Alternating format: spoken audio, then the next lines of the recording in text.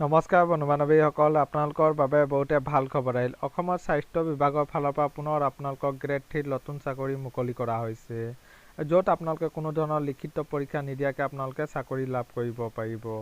আৰু আপোনালোকৰ কি পদ আছে, কোৱালিফিকেশ্যন কি বিচাৰিছে, কিমান বয়সলৈকে আপোনালোকে আবেদন কৰিব পাৰিব, সবিশেষ জানিবৰ কাৰণে আমাৰ এই ভিডিঅ'টো আপোনালোকে শেষলৈকে চাই থাকিব। বলক ভিডিঅ'টো আৰম্ভ কৰোঁ।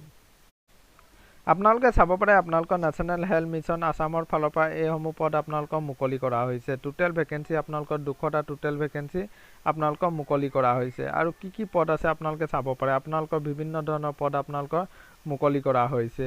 ইয়াত আপোনালোকে চাব পাৰে data manager, record keeper, ICU technician, OT technician আৰু আপোনালোকৰ বিভিন্ন ধৰণৰ অফিচাৰৰ পদ আপোনালোকক মুকলি কৰা হৈছে। আৰু এই পদসমূহৰ বাবে আপোনালোকক কোৱালিফিকেশ্যন বিচাৰিছে। কিছুমান পদৰ বাবে আপোনালোকে 12 পাছ কৰা হ'ব লাগিব, আৰু কিছুমান পদৰ বাবে আপোনালোকে গ্ৰেজুৱেশ্যন, আৰু কিছুমান পদৰ বাবে আপোনালোকে MBBS কৰা হ'লে আপোনালোকে এই পদসমূহৰ বাবে আবেদন কৰিব পাৰিব। আৰু বয়সৰ সময়সীমা বিচৰা হৈছে আপোনালোকে 18 বছৰৰ পৰা আপোনালোকে 40 বছৰলৈকে আপোনালোকে আবেদন কৰিব পাৰিব।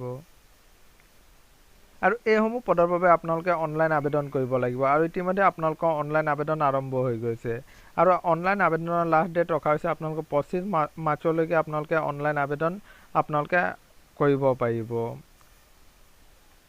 আৰু অনলাইন আবেদন কৰিবৰ কাৰণে আপোনালোকে এইখন ৱেবছাইটত গৈ আপোনালোকে অনলাইন আবেদন কৰিব লাগিব। আপোনালোকে NHMAssam.gov.in এই ৱেবছাইটত গৈ আপোনালোকে অনলাইন আবেদন কৰিব লাগিব।